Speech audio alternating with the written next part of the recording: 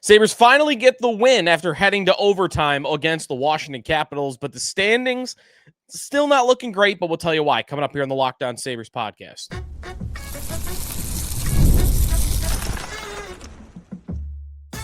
You're Locked On Sabres, your daily podcast on the Buffalo Sabres. Part of the Locked On Podcast Network, your team every day.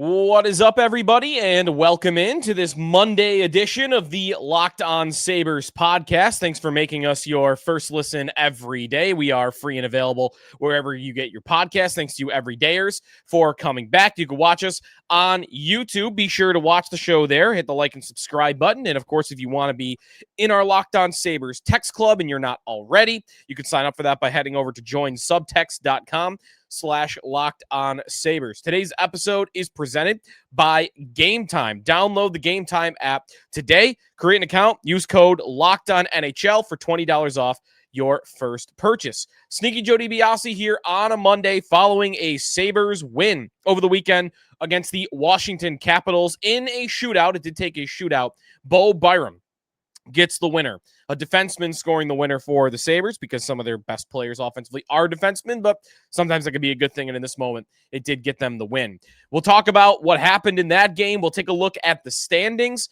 as Sabres have points in 8 of their last 9, but they haven't really gained ground, but that's because it's a very, very interesting, weird thing that's going on in the NHL standings that I think is more of the NHL point system is totally broken. Got that coming up for you in a little bit as well. And we'll look ahead to the week coming up as well as JJ Peterka is back in town this week. Sabres hosting the Mammoth tomorrow night.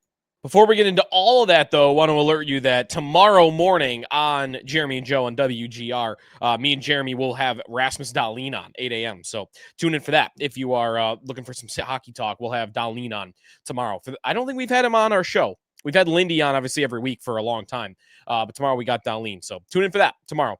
Let's get to the Sabres win over Washington and start really right from the beginning. It was a game that I thought, this is one of those that they haven't really had a ton of this year other than the first couple of games, which was one of those games where it just looks like it's going to get ugly real quick. And it's going to be one of those games at home on a Saturday where fans are disappointed, angry. They leave the arena with tons of time remaining, and you're left with a night out looking for something else to do. That's how the game began. 2 goals in the first 2 minutes and 15 seconds. Both goals easily preventable.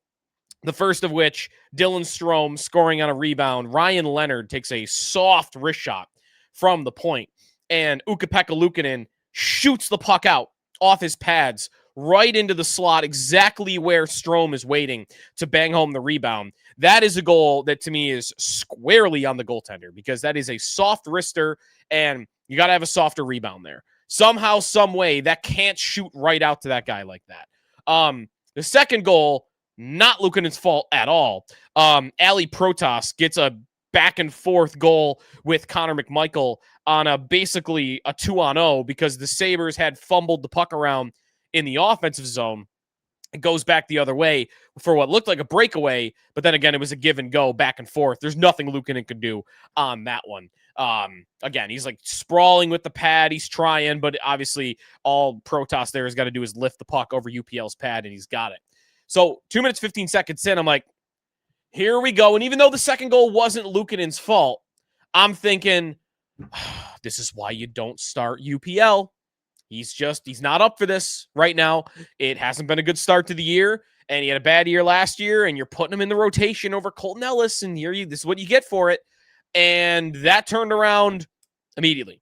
Not just Luukkonen. Luukkonen played better the rest of that period, and really the rest of the game, only allowing one other goal.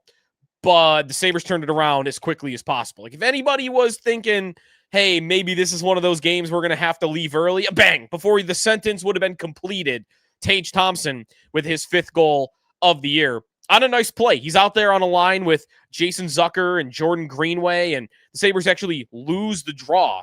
Tage loses it clean, but the puck retrieval by that Sabres line, Greenway taking the man into the corner and doing it hard, Zucker coming in to gather the loose puck and Tage being able to loop around in front of the net for a one-timer opportunity. Zucker finds him for an excellent pass. And that goal is a working goal. That's a skilled goal, like all of the above. To get that goal in 15 seconds after the 2-0 score by Washington was big. I think even for fans to feel invested and feel like this isn't a game that's going to get away from them. For the Sabres players to think that as well, I think that was a pretty monstrous goal in the game, and it helped lead to the Sabres lead. They left the first period in the lead. How often does that happen where you give up not the first goal, the first 2 goals in the first period, and you leave with the lead? Very, very rare. Another goal by Alex Tuch. He leads the Buffalo Sabres in points, 12 points in 12 games. Nice wrist shot goal on a find from Josh Doan on a 2-on-1. And then Isak Rozan gets his first goal in the National Hockey League.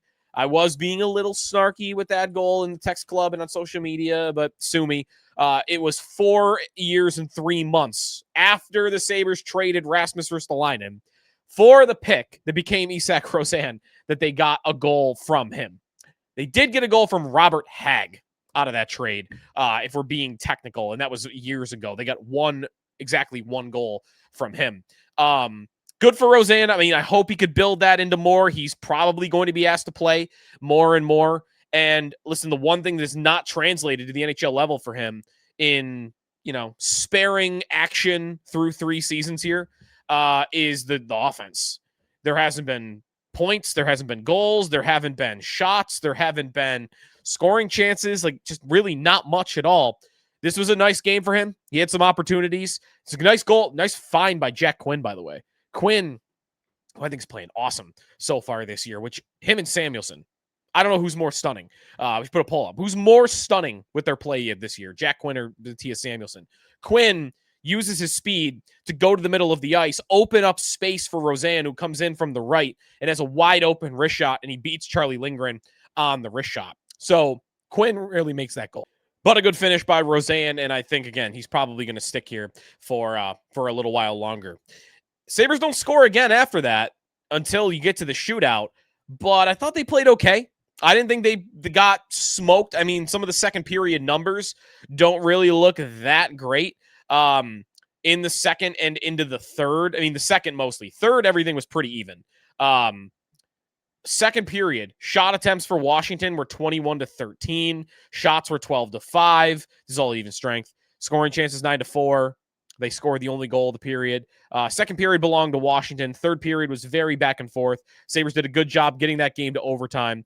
And then in overtime, they really had to go into survival mode. Didn't we all think they were about to do it again? By the way, it would have been the same score. They had lost 3 games in a row, 4-3 in overtime. Well, here we go, 3-3 into overtime. And you're thinking, I mean, this would just be ridiculous, right? The same score in the same result, 4 games in a row.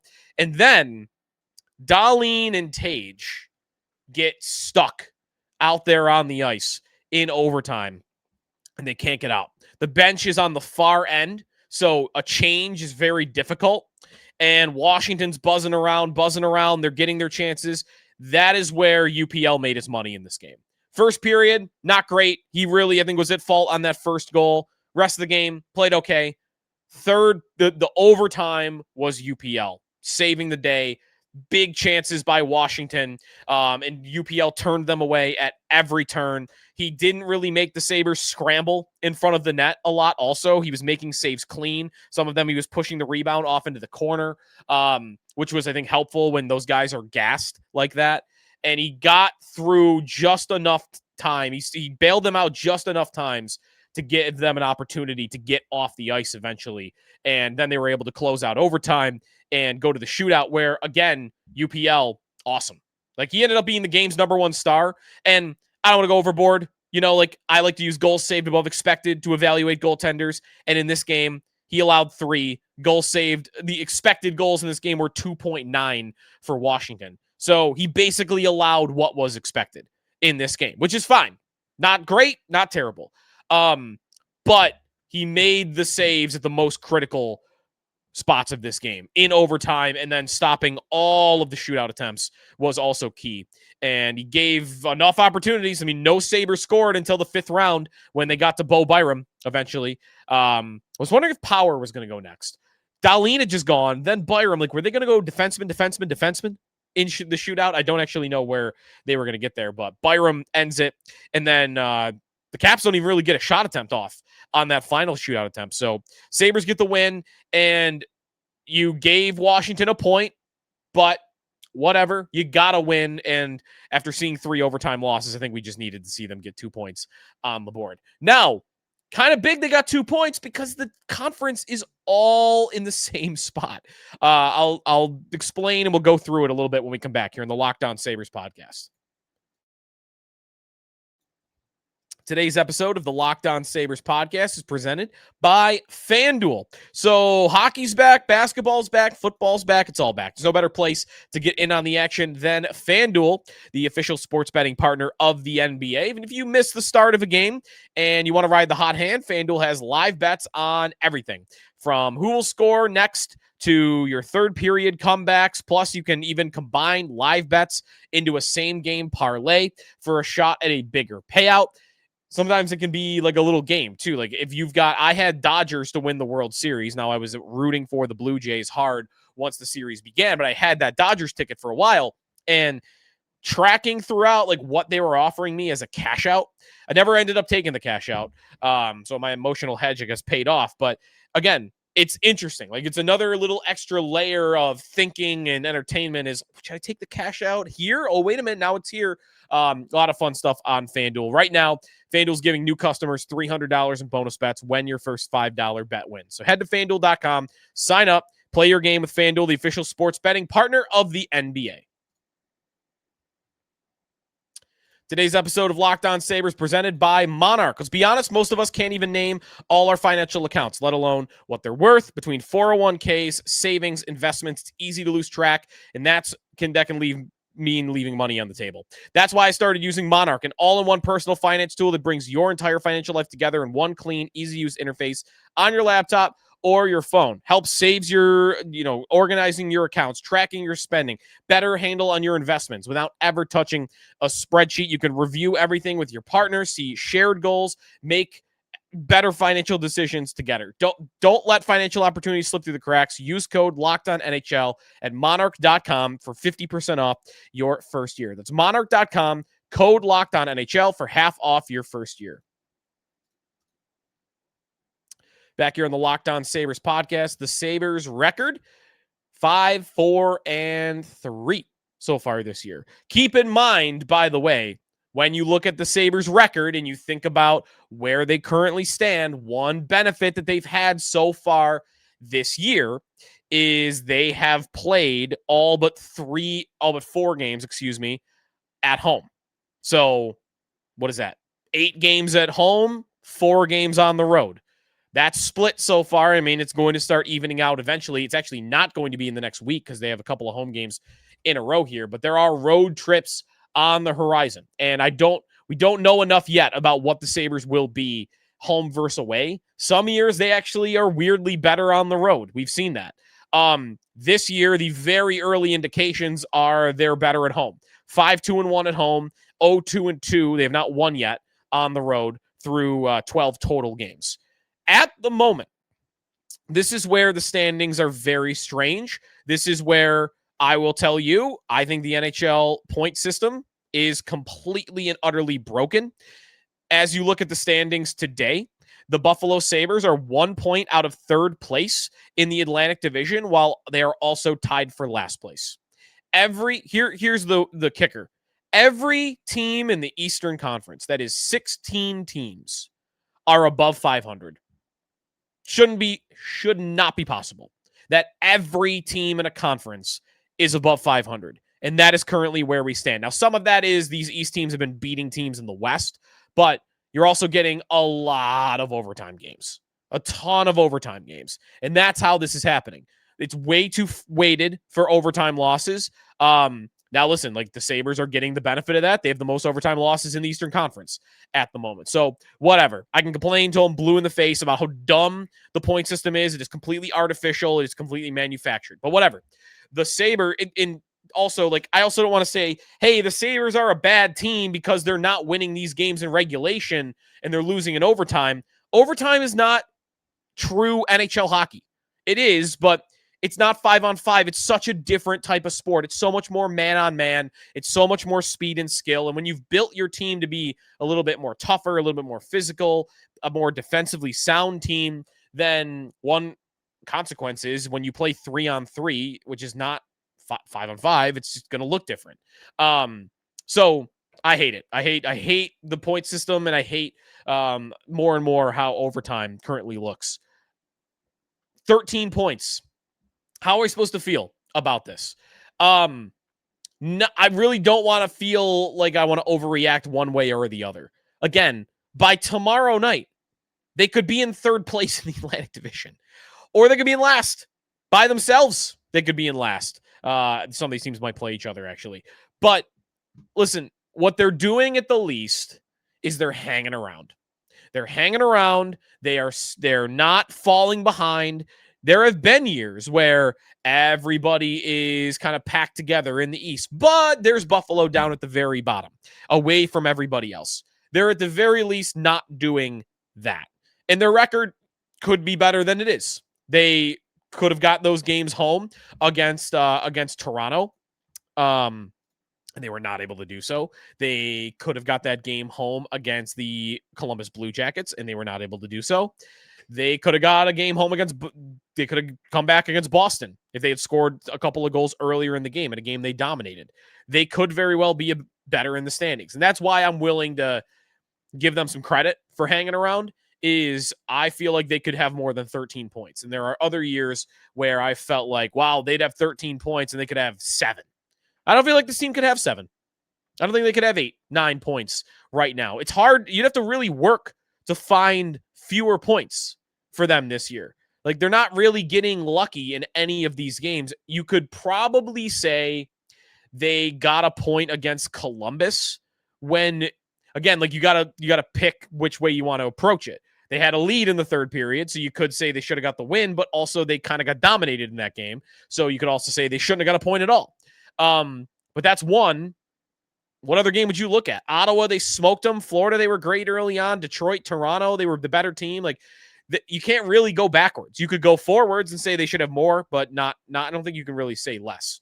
So, one other part of this, they've got to win the 4-point games. Eventually, they got to win the 4-point games. If everything's going to be this packed together, then the head-to-head meetings are going to be critical. Not allowing Toronto to get a point against you when they really shouldn't have. Toronto should be in last. Toronto, the only reason the Maple Leafs are not in last place by themselves in the Eastern Conference right now is the Sabres let them off the hook. They got 2 points in that game. They should have had 0.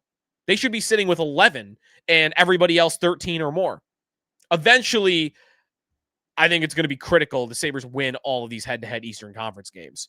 So at the moment, 13 points in 12 games. That's fine. Not a problem. But they're going to have to pick up the pace because, listen, there are 1, 2, 3, 4, 5, 6 teams at 13 points. 1, 2, 3, 4, 5, 6 teams at 14 points. 6 at 13, 6 at 14. 12 between 13 and 14 points. There are going to be 4 or 5 of those teams that are going to go on runs, and they're going to start to separate from the pack. And that's going to happen soon. And the Sabres are going to need to string some wins together if they want to be one of them, and they need to do it now. As they get ready for a 4-game road trip, by the way, that starts on Saturday, we'll look at what's coming up this week, a couple more home games, and then again, they got some road games all ahead. That's coming up here in the Locked On Sabres podcast. Today's episode presented by Game Time. I've been staring at the Game Time app the last couple of days because I'm going to Miami to go to the football game in Miami coming up. A lot of Buffalo fans are going to be there, and I don't have tickets yet, but I'm not really stressed about it because I know Game Time. I could buy tickets right up to the start of the event, sometimes even a couple of minutes after the event. And you got so many different options for deals. It's not just football, hockey season. Nothing beats being in the arena, those opening games. To be real, getting tickets, though, can be a total headache. Waiting in queues, surprise fees. I love not having to be tricked as I got one price in the app and then I hit checkout and then I get a whole brand new price when I get there. In Game Time, it's going to show you the exact price right at the beginning, and then they're not going to surprise you at the very end. Easy to get frustrated, again, with all those other ways that you're looking, but not with Game Time. Game Time, the app that gives fans the advantage. It's your ultimate life hack for scoring amazing tickets, fast, easy, and stress-free. Zone deals, game changer. That's how I've been looking for these football tickets. Pick the section. Game Time picks your seats, and you save big. You can find hockey tickets for under $25. Take the guesswork out of buying NHL tickets with Game Time. Download the Game Time app, create an account, and use code LOCKEDONNHL for $20 off your first purchase. Terms apply. That's code LOCKEDONNHL for $20 off. Swipe, tap, ticket, go. Back here on the Locked On Sabres podcast. What is ahead for the Buffalo Sabres? Well, before we get to the schedule, let's take a look at the roster because we had a practice today, and there are going to be some questions heading into tomorrow. We'll, of course, have more specifics when we preview tomorrow's matchup against the Utah Mammoth. But no Jason Zucker or Jiri Kulich at practice on Monday. Both players are sick. And when I first read that, I thought, okay, well, they should be good to go, right? But Lindy said they're doubtful for tomorrow. So that's going to make things a little interesting because they're out of forwards. Right now, Jacob Bryson is practicing on the third line as a winger with Peyton Krebs and Isak Rozan. That means, I think, somebody is getting a call up from Rochester, whether that is Noah Ostlund, whether that is Konsta Helenius, which would be very exciting if he were to get a call up. Also, Mason Geertsen is back practicing on a regular line. I hoped he had played his final game for the Buffalo Sabres, but he might be playing another one because they've got two guys out of the lineup. And unless they're sending him down and calling up like both Ostlund and Helenius, which, by the way, is exactly what I would do, I think Geertsen's probably going to play. So the lines at practice today, I guess this is pretty close to what they're going to be tomorrow. Tage with Greenway and Quinn. Greenway and Tage looked decent together last game. Quinn, I think, has earned this. He's played well, and he's using his speed. He's setting guys up. He's scoring, putting him with Tage on the top line. Tage back at center, by the way. I think Quinn has earned that. That also allows them to not touch the McLeod-Tuck Dome line, which has looked very strong. You bump Quinn up from third to first, and you get to keep the second line together. The third line, again, I think maybe it's Helenius, could be Ostlund, but Krebs and Rozan are going to stick together. And then that fourth line probably remains with Josh Dunn, Beck Malenstein, and Mason Geertsen. And I think Malenstein and Dunn probably play less in this game tomorrow because they're playing with a guy that they're not going to want to play more than a couple of minutes because you can't really afford to have him on the ice all that often. So that's where they currently stand at the moment. But we'll see how that happens going into tomorrow. So it's tomorrow against Utah, and then it's Thursday against St. Louis. So I mentioned last segment, like they got to win their head-to-head games against Eastern Conference teams. Well, 4 of their next 5 games are against teams from the West. Utah and St. Louis, and then they do go to Carolina, and then it's Utah and Colorado on the road. So they got some Western Conference games coming up here, couple at home, couple on the road. Utah has been a juggernaut. We'll talk more about them tomorrow, but they are 8-4 on the year. They are near the top of the Central Division, just behind Winnipeg and Colorado. They've been winning a lot of games. JJ Peterka's look great. So we'll talk more about him and them tomorrow. And then you get a game against St. Louis, which looks a little easier because St. Louis is at the moment tied for dead last in the National Hockey League.